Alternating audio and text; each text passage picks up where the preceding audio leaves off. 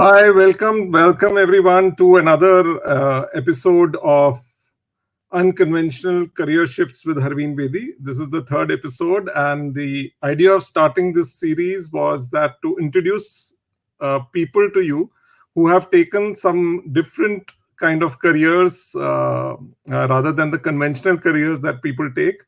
And a little bit of background. I've overall 25 years of experience. I worked 7.5 years in Nestle, about 16 years in Naukri, and now I'm a leadership career coach.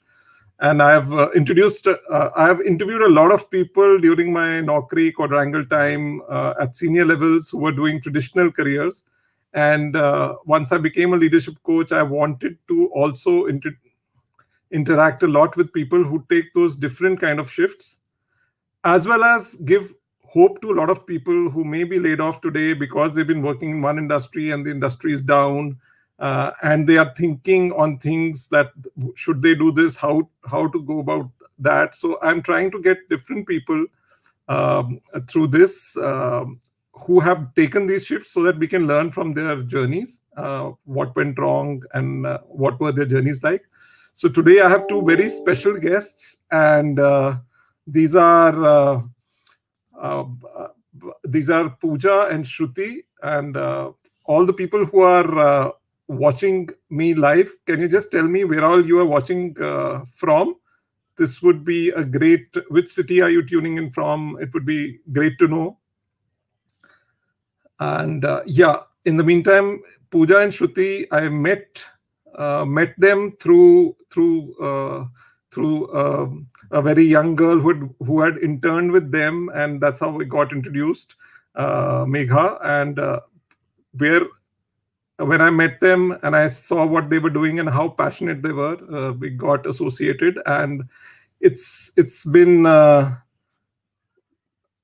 2-3 years, I think, and now it's amazing to see how they've grown in this time. I'm just gonna add them to the stream, and this is Shruti. Welcome, Shruti. Hi, and thank you so much for getting us here. Welcome, Pooja.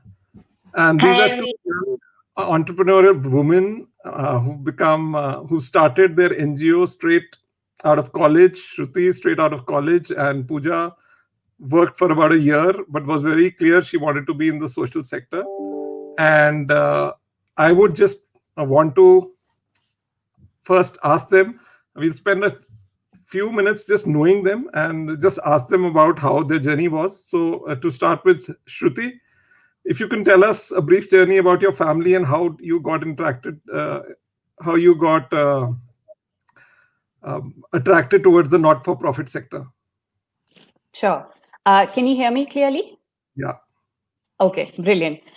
So my journey in the social sector started about 8 years back.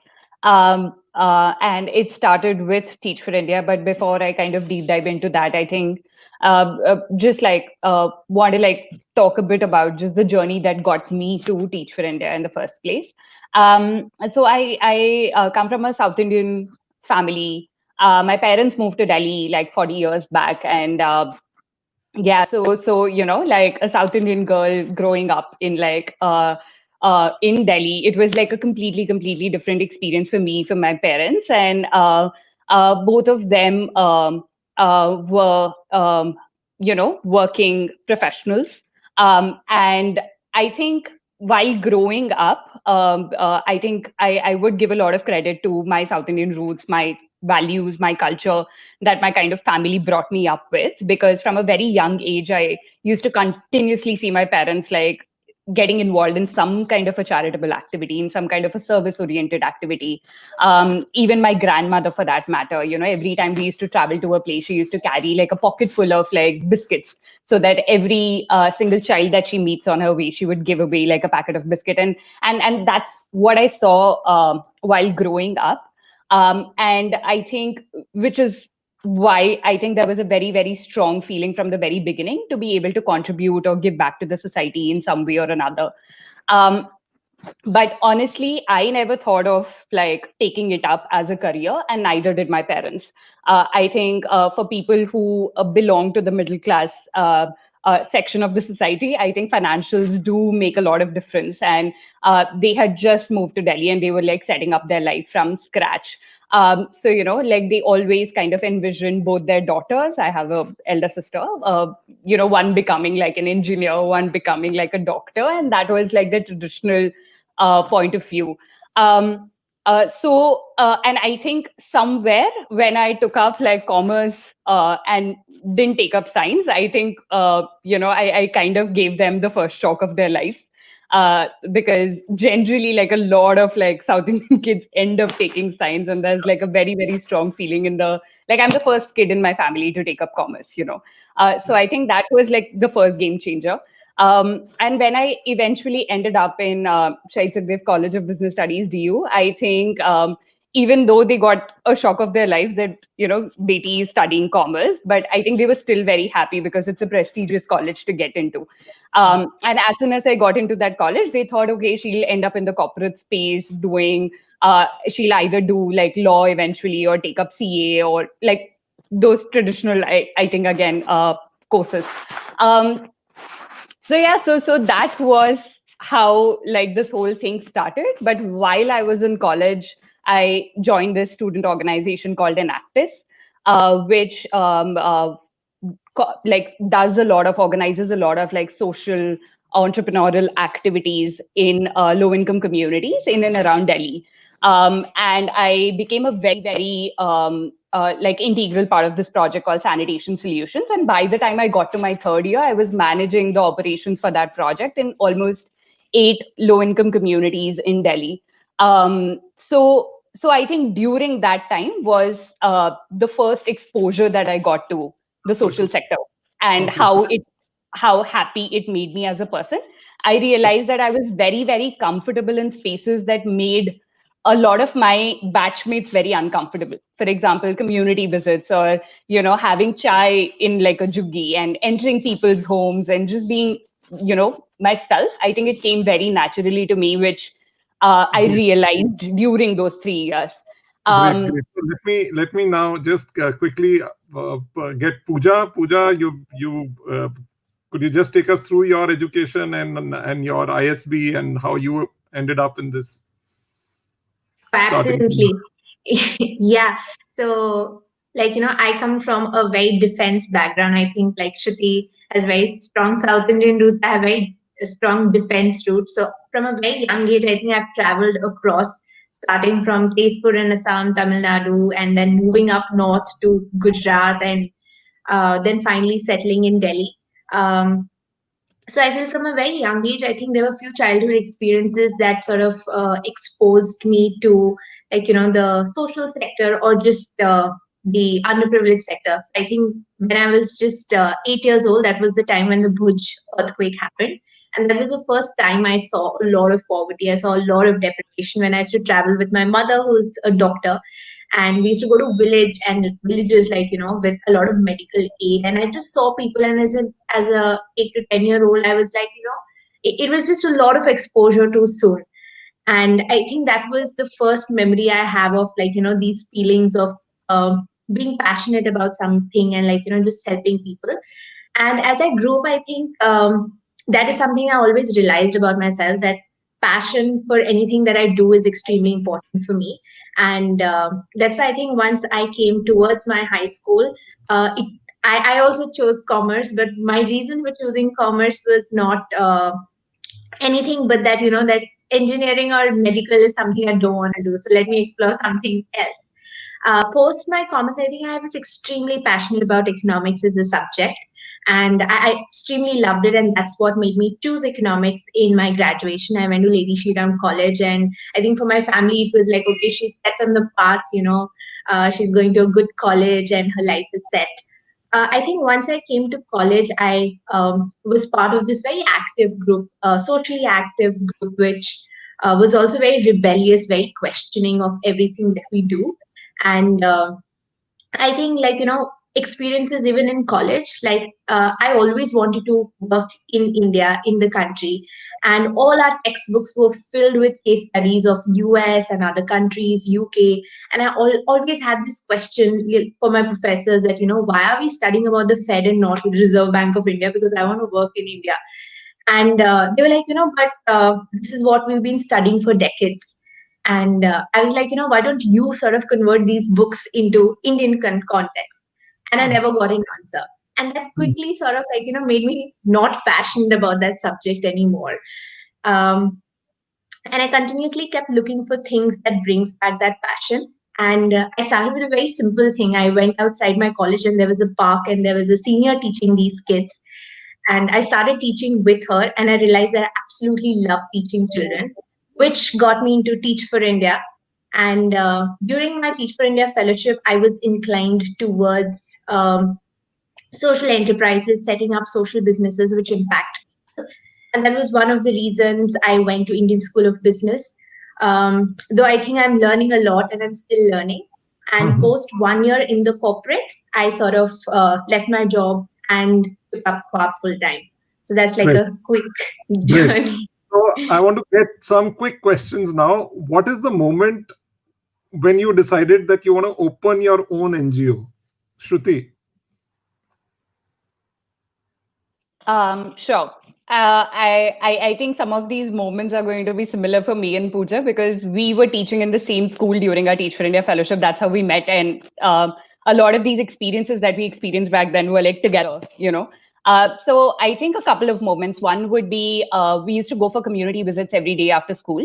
And we saw like a student of mine running around in a beautiful peach dress, And when we kind of asked that girl, like, where you got this from, she told us that my mother made it, And immediately after that, we went to the kid's house and we had a chat with the mother, and we realized that she was super, super talented. She's been stitching all her life, She has been stitching clothes for herself, her family, but she never really, stepped out because of a number of reasons, because of sociocultural stigma, because of not having the confidence in herself to be able to achieve to be able to create certain kind of employment for herself, and that kind of shocked us. And I remember us having this conversation immediately after that, hey, that we should do something about this. And there was a very strong shock, because we've grown up seeing our mothers working, and they've inspired us in so many ways. But like in the community, I think it was completely opposite, where our students, who were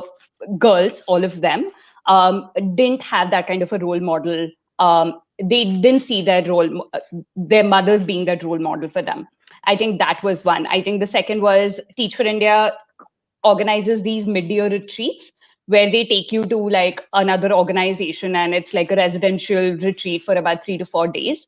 And we got an amazing opportunity to go to Thilonia barefoot, where we saw like grassroots level enterprises working together with like women, their husbands, their children. They're all together operating the whole thing from like scratch. It wasn't like there was a boss who was managing them or anything of that sort. It was an ideal grassroots level organization, and it was like taking all the aspects that you would want to see in a sustainable body, in a sustainable enterprise. And they were leveraging the knowledge that they had, which is when, again, like Pooja and I, we sat down and we realized, we were like, oh my God, like if this is possible, that the people who are living here, who have no access to like education, like formal education, but are creating their own pathways, which is making them self-sufficient, which is making them self-sustainable, which is when we both realized that, hey, like let's come back to Mandawali and do something of this sort. So I think both these moments were like really important for me personally. Pooja, do you want to like add to this? Yeah, Pooja, so what did you start, and how much money does somebody need to start a NGO? First, can you tell us what you started? Could you repeat that, Ravi? Yeah. First, can you tell us what did you start when you both got together about the organization, and then we'll come to the next question. Back in 2014, we actually started a project. It was a Be the Change project under Teach for India. And the initial objective of what we started was to, work with women and change mindsets by changing their experiences that they've had. And that sort of came together over time, to develop into a vision that we want to make women financially independent, because that way we believed that, the role that they see for themselves in the society would change. And that's how we came about setting up an NGO. I think हम लोग को पता भी नहीं था that NGO होता क्या है, So we said, went and we we want to register an NGO. And they're like, what NGO do you want to register? And that's when we got to know that, there's a welfare trust, there's a society, there's a cooperative. And that's when we got, exposure to the legal world of NGOs, that there's no legal structure as an NGO, but you got to choose from different legal structures out there. And we sort of chose to register ourselves as a welfare trust back then. We were 3 co-founders, and that sort of best suited us at that point in time. And we sort of took up a small space in the community. We realized that the activities have to be within the community, and the women have to have access to that space. And that's how, we convinced 10 women and 2 community trainers to come together every single day for 3 hours. And we started by just telling them that you learn something. That, if you have to change your experience, you got to learn something. And I think with time, we have evolved into realizing that that vision of a financially independent woman that we wanted to create, we had to move from changing their experiences to getting them to develop a skill, which made us start a skill development sector, to realizing that if that skill does not change into a livelihood, it's not valued, is when we started our livelihood project. And when the money came into the hands of the women, we realized she needs to have the knowledge of how to channelize this money, is when we started our knowledge program. So I think we went into a spiral of just opening this problem box and solving as we moved ahead. So I think that's how the NGO started. That's how Khwaab came into existence. Yeah. And how much money did you have in your bank account? And how much money do you need to start NGO? So when we started Khwaab Welfare Trust, we were Teach for India Fellows. We had no money in our accounts, absolutely no money. And I think we started by laying our hands open in front of the world and telling them this is what we want to do. And this is the basic minimum money that we want to, we need to start off with. And initially, it was friends and family who said, okay, I'm going to sponsor the rent of this space for the next 1 year. Okay, I'm going to sponsor a few second-hand machines, but you guys start. So I think when you start an NGO, all you need is a little courage to go out to the world and ask them for money and tell them what you want to do genuinely. And there are a lot of people out there who sort of end up supporting you, but you don't need a bank balance, especially in the development sector, to start off. So, what was the total amount you were able to collect in terms of cash kind in the first year of starting Khwaab? I think first year it was close to, 1 lakh rupees as far as I remember. And that included everything from rent to whatever basic supplies that we needed at the center. We were very, very privileged to have family and friends who believed in our work. And hence, a lot of them themselves ended up donating secondhand sewing machines. So actually, now when I look back at it, it doesn't seem like a big amount, but back then I think just getting to that 1 lakh was a big, big achievement. Yeah, for sure. Yeah. And in terms of how much does it take to get an NGO registered? What amount of money, or did you have to pay a lot of money to get an NGO registered legally as an entity, or that's... So we started off with an initial capital investment of about 21,000, which is also mentioned in the legal document, our trust deed. But yeah, in terms of, legal fees and all of that, which also comes into the picture while you get any entity registered, not just an NGO. I think we were again lucky to have, close connections, people who were lawyers themselves, or, who were kind of working with us on a pro bono basis. So that kind of helped us to start. But yes, we did start with an initial capital of 21,000 that we all pitched in. I think that's how we started. Yeah. Sure. So, Pooja, what were the first 2 years like, and how has your business grown? So the first 2 years were a lot of exploration for us as I think young social entrepreneurs. We were just sort of building a lot of relationships in the community with the beneficiary, which is the women, and trying to understand like what is the bigger problem, because our exposure to the problem is very limited to what we were seeing in front of our eyes. So I think the initial 2 years was just understanding the problem at a deeper level and trying to understand that how would we want to solve this in the long term.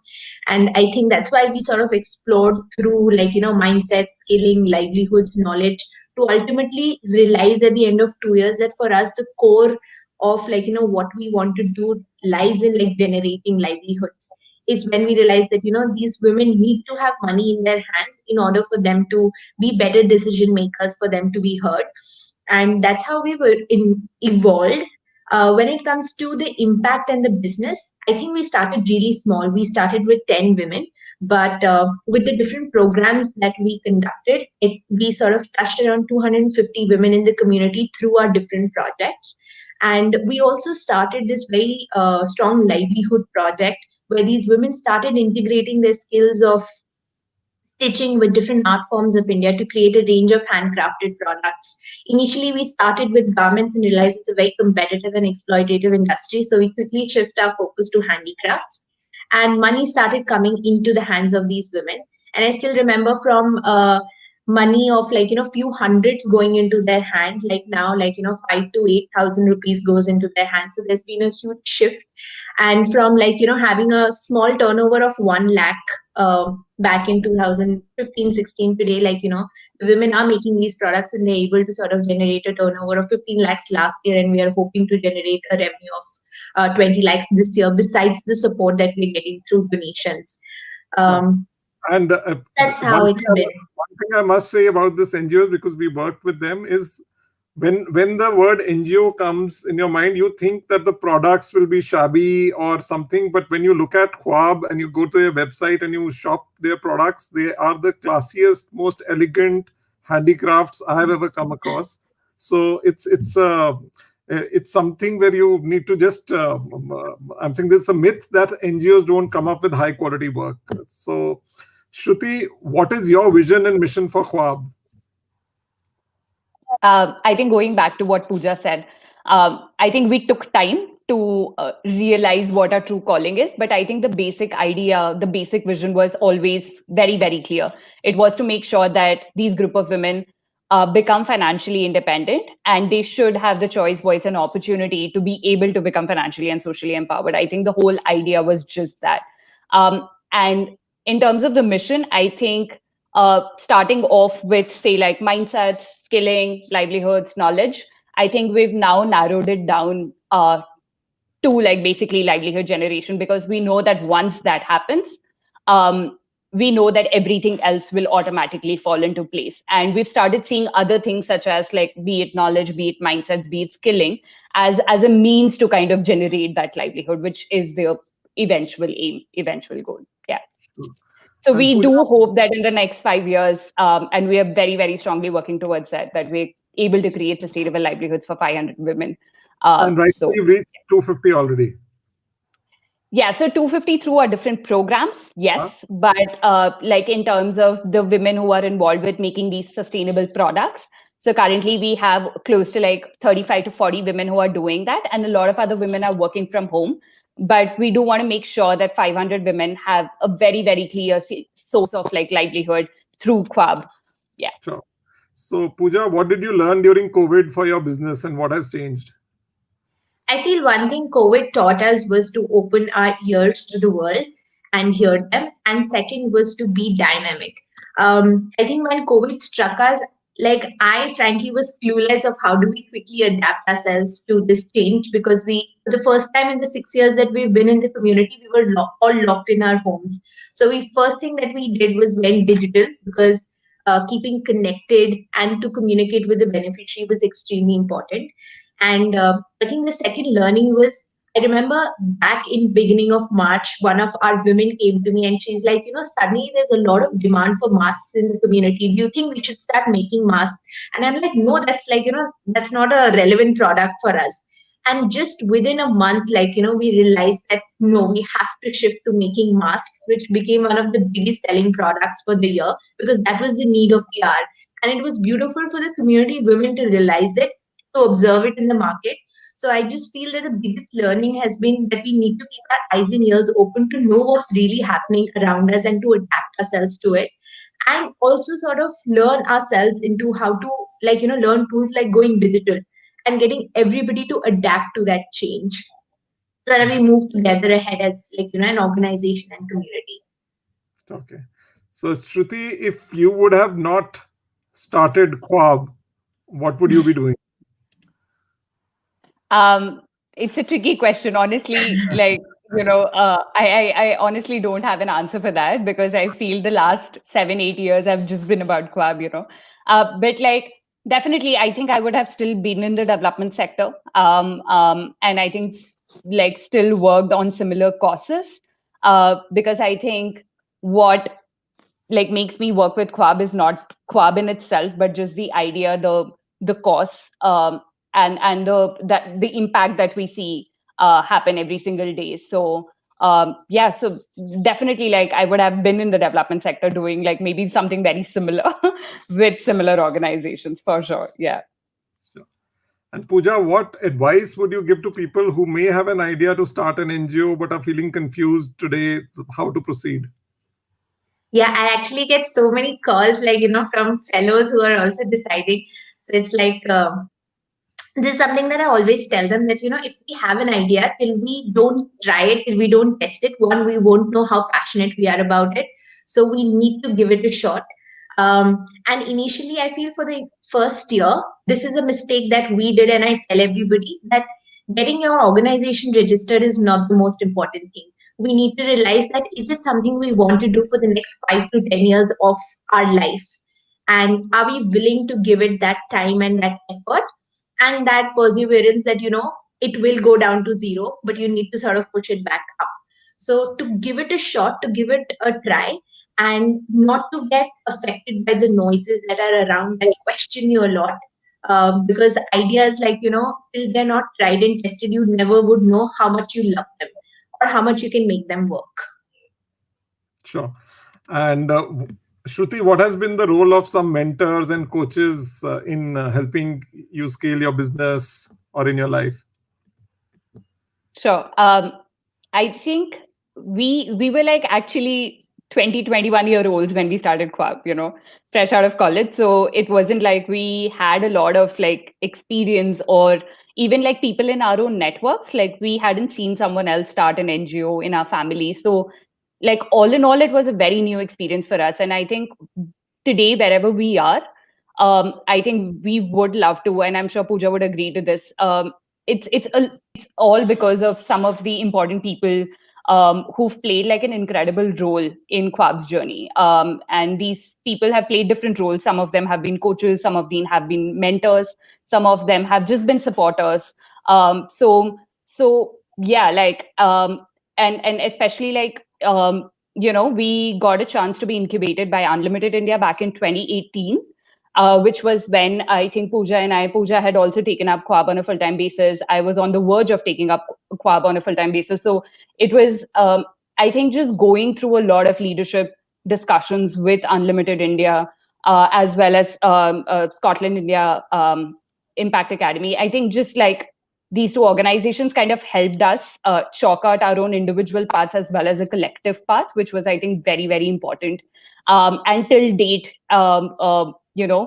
people like you joined our tribe. And yeah, I think it just hearing different perspectives, people who've been extremely honest with us, but in the most empathetic way possible, I think has really helped us push ourselves a little bit more and Khwaab a little bit more in ways that were unimaginable initially. But sure, things like financial planning, things like budgeting, things like what are the legal aspects that we should be looking at? How should we even document impact? These were all aspects that we got to know through the mentorship conversations that we've had with people. So extremely important aspect of whatever journey that we've had so far. Great. So all out there who are looking at starting NGOs, go find your mentors, go find your coaches who are going to help you out through this. And what are the top 3 challenges one faces when people start an NGO? Okay, so I think there were 2 challenges that came to my mind. One is just fundraising in itself, right? Fundraising doesn't come naturally to a lot of people. Asking for money in itself, especially in the kind of culture that we are brought up, like it's not an easy aspect to do. And it's not just in the case of an NGO, but even for a private limited company when you're looking for investors, right? So I think just one from a personal point of view in terms of how can I build myself to kind of start asking for help, start asking for support. And I think Pooja and we learned it the hard way, where in the last 3 years we realized that if we are not going to reach out to people, we are not going to be able to sustain these organizations. That was one. The second part is more from a legal point of view, that every young organization needs funding, every young organization needs investment, but like the kind of legalities that we have in our country complicates the situation a bit. For example, you need to have like 12A80G for any kind of CSR funder to be able to invest in you, for you to be able to create that credibility. So I think that makes it slightly tricky, because you need more support, financial support in the initial 1 to 3 years to kind of develop your solution. And that is the time when a lot of the organizational players don't prefer to invest in you. But I think the situation is changing with a lot of incubators and accelerators coming into the picture. But like back then it was like slightly different. And the last one is just like the noise that Pooja was talking about, right? Like, I think a lot of people do not look at the NGO sector in a very positive light as well in India. People perceive it in different ways, be it family, friends. And I think like one shouldn't like kind of get bogged down by all the negative views that you kind of hear. So those would be like a top few challenges. Yeah. One interesting question Vivek is asking, he's saying, how do you manage your own keep? Do you sustain yourself separately, or the NGO enables a sustainable model for you to keep as well? There's actually a very interesting question, and I think throughout the last 3.5 years that I've worked full time at Khwaab, this is something that everybody asks me, that iske alawa kya karte ho? Like, how do you earn money? And I'm like, this is what I do full time. This is my job.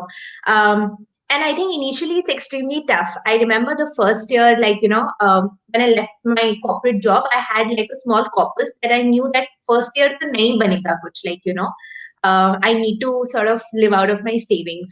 But in the NGO sector, most of the organizations are becoming sustainable because there's a lot of philanthropic, a lot of institutional money out there that is willing to support entrepreneurs, social entrepreneurs, and the non-profits for a really long time.